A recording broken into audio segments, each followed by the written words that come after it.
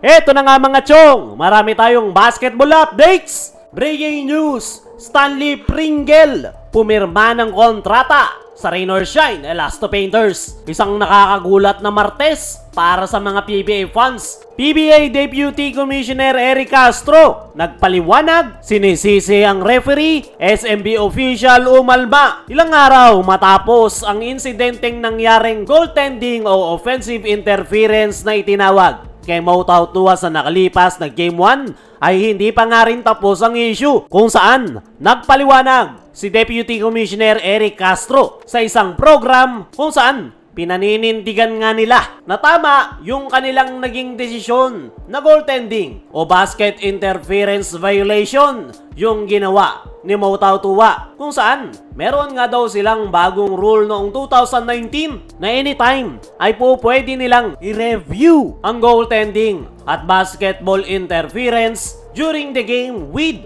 or without a call from referee. Tama nga raw yung kanilang naging desisyon na i-deduct yung 2 points ni Tautua dahil para sa kanila ay goaltending daw talaga yung nangyari. At tila hugas kamay nga ngayon ng PBA dahil ang sinisisi nga nila ngayon ay ang referee. Dahil may iwasan nga raw ang lahat ng issue kung tumawag lang daw yung referee ng goaltending o offensive interference pagtapos ng dunk ni Mo Tautua. Pero dahil nga raw hindi tumawag yung referee, ay hindi nga raw agad nagkaroon ng chance ang technical committee na i-announce yung basket interference na nangyari dahil nag-antay nga daw sila ng dead ball bago tuluyang mai-review o i-announce ang basketball interference ni Tautua. Pero sa paliwanag nga na yan ni PBA Deputy Commissioner Eric Castro ay umaalma ang San Miguel. Hindi nga daw nila po pwedeng sisihin ang referee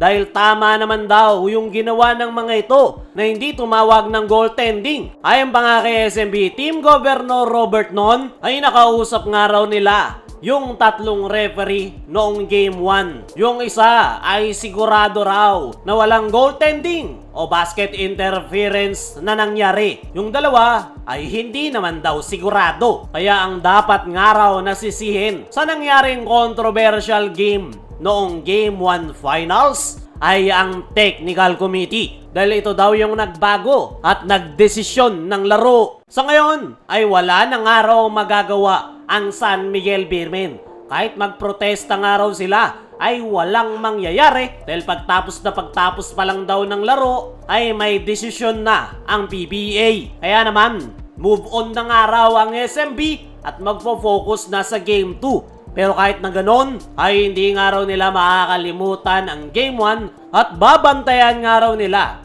yung mga referee. Lalong-lalo na ang PBA committee, lalong-lalo na ngayong finals. Dahil once nga raw na maulit-ulit yung insidenteng nangyari, ay hindi na nga raw palalagpasin ng SMB. Dahil kung matatandaan nyo, nabanggit natin sa nakalipas nating video na mismong si Boss Al Francis Chua na raw ang gagalaw para parusahan kung sino man ang magkakamali. At paniguradong hindi lang suspension ang mangyayari, kundi mawawala sa PBA at mawawala ng trabaho. Alam naman natin kung ano yung ganap netong si Boss Al sa PBA. Marami nga itong koneksyon at kaya niyang patalsikin ang kahit sino mang opisyal, kahit pa Deputy Commissioner. Para sa akin mga chong, ay dahil sa controversial Game 1 ay mas lalong uminit ang San Miguel Beermen at mas lalong ang aabangan ng mga PBA fans ang paparating na Game 2 dahil dagdag flavor nga yan sa bakbakan ng SMB at TNT. Kaya mga chong, ano ang masasabi nyo? Ngayong sinisisi ng PBA ang referee pero inaalmahan ng SMB. I-comment mo lang dyan sa ibaba. Pasadaan naman natin ng mabilis lang na balita. Breaking news, Stanley Pringle pumirma ng kontrata sa Rain or Shine Elasto Painters. Isang nakakagulat na Martes para sa mga PBA fans. Nakafocus nga ang lahat sa controversial Game 1 Finals pero biglang sumabog ang balitang pagpirma ni Stanley Pringle ng kontrata sa Rain or Shine Elasto Painters. kinumpirma na rin yan ni Coach Yeng Yao na napapirma na nila ng 2-year contract si Stanley Pringle para maglaro sa kanilang kupunan. Nabanggit pa ni Coach Yeng na hindi raw covered etong si Stanley Pringle ng trade moratorium sa Terra Firma matapos itong madisband. Dahil ang kaso nga raw ni Pringle ay tapos na ang kanyang kontrata. Kaya naman naging UFA na nga raw si Pringle at agad nga itong kinuha ng Rain or Shine Elasto Painters. Para sa akin mga chong, ay good move yung ginawa na yan ng Rain or Shine dahil naunahan nga nila yung mga bigating teams. At tingnan na lang natin kung ano yung magiging performance ni Pringle sa kanyang bagong kupunan na Rain or Shine Elasto Painters. Kaya mga chong, ano ang masasabi nyo ngayong sa Rain or Shine na si Pringle? Ano rin yung masasabi nyo ngayong sinisisi ng PBA Committee ang mga referee na inalmahan naman ng SMB? I-comment mo lang dyan sa ibaba.